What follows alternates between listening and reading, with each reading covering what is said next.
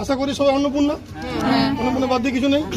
আচ্ছা, অন্নপূর্ণা যোজনাতে যারা সিটিজেন পোর্টাল থেকে অনলাইনে ফর্ম ফিল আপ করেছে এমন সংখ্যা আমার ব্লকে মোটামুটি 44,500 গোটা ব্লকে।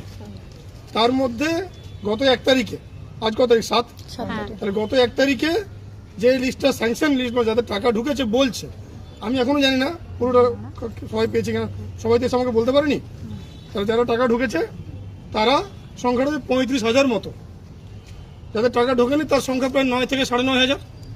সেই সংখ্যাটা 1 তারিখে আমরা বুঝতে পারিনি যে কত টাকা ঢোকেনি, 2 তারিখে বুঝতে পারিনি, 3 তারিখে আমাদের কাছে একটা লগ ইন দেওয়া হয় ভিডিও দেখে, দায়িত্ব নিয়ে ওই কারণে বলছি। 3 তারিখের পরে 4 তারিখে লগ ইনটা আমরা খুলতে পারি।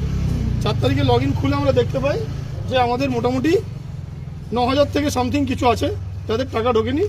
তাদের প্রথমে ছিল রিজেক্টেড লিস্ট, পরের লিস্টটা চেঞ্জ হয়ে হয় আন্ডার এনকোয়ারি। ঠিক আছে, আন্ডার এনকোয়ারি যে লিস্টটা আছে সেইটার 2 রকম ভাবে আমরা এনকোয়ারি করার চেষ্টা করছি। এক হচ্ছে সেখানে নাম্বার দেওয়া আছে, ফোন নাম্বার। 2 নম্বর হচ্ছে ফর্মটা যেটা আছে সেই ফর্মটা আমরা চেক করার চেষ্টা করছি। ফর্ম চেক করে ফর্মের মধ্যে সব যা যা ফিল আপ করেছেন সেটা আমরা সব যদি ঠিকঠাক পাচ্ছি আমরা এনকোয়ারি শুরু করছি। আজকে আমরা প্রসেস করব, কাল থেকে শুরু করব। আশা করি আপনারা কাল থেকে 2-5 জন 10 জন 20 জন করে ওই মোবাইলে যে আপনাদের আসছে সেখানে দেখতে পাবেন আন্ডার এনকোয়ারি ডান বা এরকম কিছু একটা দেখাবে। ঠিক আছে, সেটা কাল থেকে দেখাবে, কারো কারো আজ থেকেও দেখাতে পারে, বাট বেশিরভাগ কাল থেকে দেখাবে। আজকে আপনারা সার্ভে করবেন? আজকে আমরা সার্ভে করবো না, শুনে নিন পুরোটা তারপরে বলবেন। আপনারা যে ফর্ম ফিল আপ করেছেন সেটা আগে আমরা দেখবো। আপনারা যে ফর্ম ফিল আপ করেছেন সেটা আগে আমরা দেখবো। আগে থেকে যতটা সম্ভব আমাদের লেভেল থেকে চেষ্টা করবো। যেখানে দেখবো কোনো ভুল আছে, কোনো ইনকমপ্লিট ফর্ম আছে, কিছু আছে, সেক্ষেত্রে আমরা চেষ্টা করবো ফোন করানো। ওই নাম্বারে যদি আমাদের কাছে 2টো জিনিসই আছে, মহিলার নাম আর ফোন নাম্বার। আধার নাম্বারটা আমরা পাইনি, মাস্কিং করা আছে, কাটা দেওয়া আছে। তাহলে আমরা সেখানে ফোন করে, কারণ ওদের বাড়ির যে অ্যাড্রেস পেয়েছি সেই অ্যাড্রেসটা অনেক লম্বা, পুরো অ্যাড্রেসটা টাইপ করেছে, পুরোটাই চলে এসছে। কাজে সেখানকার কোনো মেম্বার আপনাকে যোগাযোগ করতে পারে, আমাদের পঞ্চায়েতের গ্রাম পঞ্চায়েতের স্টাফ যোগাযোগ করতে পারে, অঙ্গনওয়াড়ি দিদিরা যোগাযোগ করতে পারে, তারা আপনাদের সঙ্গে যোগাযোগ। আমার ব্লকে যে 9,000 আছে এটা যতটা সম্ভব আমি চেষ্টা করছি ফিল্টার করে দেখে কতটা তাড়াতাড়ি করা যায়, বাট এটার জন্য কিন্তু টাইম লাগবে। প্রাথমিকভাবে আমাদেরকে বলা হয়েছে যে এটা আগামী 7 দিনের মধ্যে কি হচ্ছে স্টেট দেখতে চাইছে, যে কে কীভাবে করছে। এটা ব্লক টু ব্লক ভ্যারি করছে। কোনো ব্লকে প্রত্যেককে ফোন করছে, ফোন করে বলছে আপনারা ফর্ম নিয়ে আসুন, আমরা ফর্ম দেখবো, চেক করবো। আমার ব্লকে যেহেতু বেশ কিছু ফর্ম আছে, বেশ কিছু ফর্ম অনলাইনে দেখা যাচ্ছে, কাজে আমি এক্ষুনি আপনাদেরকে ফোন করে জ্বালাতন করছি না। তার কারণ এখন যদি আমি ফোন করি 9,000 মহিলা যদি আমার কাছে চলে আসে, আমার অফিসে দাঁড়াতে দেওয়ার জায়গা হবে না। এই টোটাল আপনারা যা দাঁড়িয়েছেন সেখানে হয়তো 150 জন লোক আছে, তাতে এই অবস্থা, অফিসে তো হয়তো জায়গা নেই। প্রথমে আমরা আমাদের লেভেলে স্ক্রিনিং করে দেখছি, আমাদের অফিসার দিয়ে ফুল টিম নামিয়ে, তারপরে যদি প্রয়োজন পড়ে আমরা কিছু লোককে ফোন করব, কিছু জনের বাড়িতে লোকও পাঠাবো।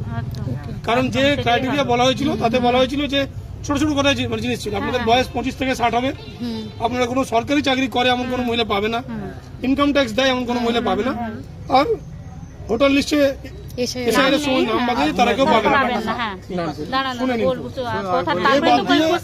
শুনে নিন না বলছি তো।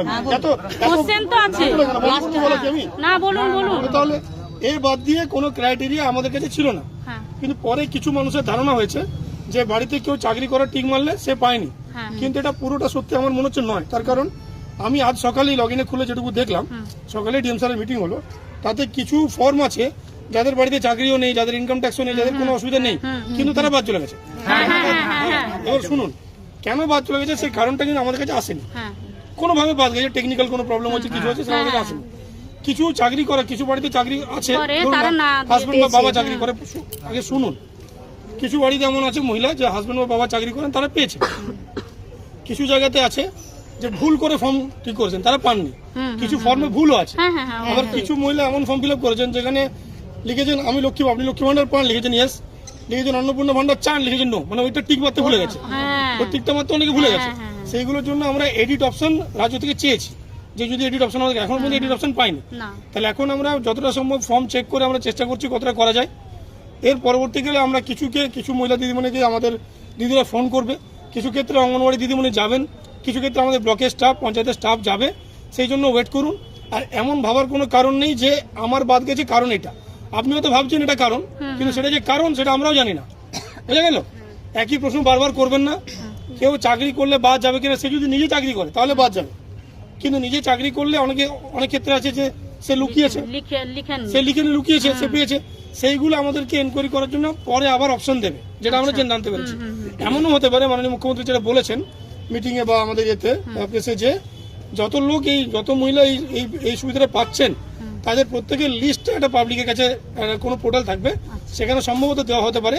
সেখানে আপনারা যদি মনে করেন যে আপনার পাশের বাড়িতে কেউ আছে যে সরকারি চাকরি করে, সেন্ট্রাল গভর্নমেন্টে চাকরি করে, অথচ সে পাচ্ছে, তখন আপনারা কমপ্লেন করুন, তার এনকোয়ারি হবে, তার চাকরির কি হবে পরে কথা, কিন্তু টাকাটা কিন্তু ফেরত দিতে হবে। আর চাকরি তো একটা কালো দাগ লাগবে, তো কারো যদি এত দুঃসাহস হয় সে করতেই পারে, এটা অভ্যাসে যদি কারো থাকে সে করতে পারে, কিন্তু এগুলো পরবর্তীকালে। এখন যারা পায়নি সেই 9,500 যাতে পায়, কারণ আমার ধারণা এখানে খুব বেশি বড় লোক মানে 9,500-এর মধ্যে 100, 200, 300 হয়তো বাদ যেতে পারে, বাট বেশিরভাগটাই হয়তো হবে, সেটা আমার ব্লক সম্পর্কে যেটুকু ধারণা হয়েছে। কাজে এটা নিয়ে আপনারা চিন্তা করবেন না। আপনাদের মোবাইলে যদি পোর্টালে এটা আপলোড করেছে, যেহেতু আপনার প্রথমে ছিল রিজেক্টেড লিস্টে ছিল, সেটা দেখাচ্ছিল, তারপর আপনারা এসছেন এখন আন্ডার এনকোয়ারি, এরপর এনকোয়ারি ওকে হলে কি হবে সেটা আমি এখনো জানি না। কিছু একটা হয়তো হতে পারে, যেটা আপনারা দেখতে হবে।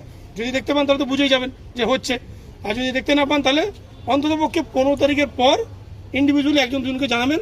আমার মনে হয় না যে ভিড় করে আসার দরকার আছে, কারণ যেটা হবে সবার জন্য হবে, এমন নয় কি বাদ হবে। আর সব থেকে যে বড় কথা, কি কারণে বাদ গেছে, সত্যি কথা কি কারণে বাদ গেছে সেটা আমি বা আমরা কেউ জানি না। আমার সামনে পঞ্চায়েত সমিতির সরকারি সাহেব দাঁড়িয়ে আছেন, বাকি যারা আপনি জিজ্ঞেস করতে পারেন যাকে, লোকজন বলতে পারে অনেক কিছু, যে আমি এই কারণে গেছে ওই কারণে গেছে, কিন্তু কি কারণে বাদ গেছে তার কোনো ডাইরেক্ট কোনো পার্টিকুলার কোনো জিনিস এই কারণেই বাদ যাবে, তার 4টে যে ক্রাইটেরিয়া ছিল, যেটা লিখিত অর্ডার ছিল, সেই 4টে ক্রাইটেরিয়াই এখনও আছে।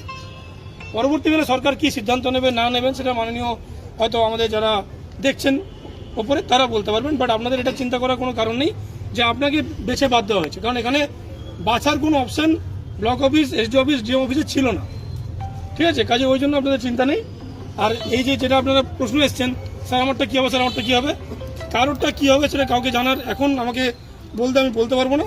এখন কারোরটাই কিছু হবে না, যেটা হবে সেটা হচ্ছে আমাদের কাজটা করতে দিন, আমরা আমাদের কাজটা করি, আমাদেরকে 7টা দিন সময় দিন, তাতে যদি সলভ না হয় তখন বলবেন, কিন্তু টাকা আপনারা 7 দিন পরই পাবেন এটা আমি বলতে পারবো না। যেটুকু রাজ্যের মডিউল দেখছি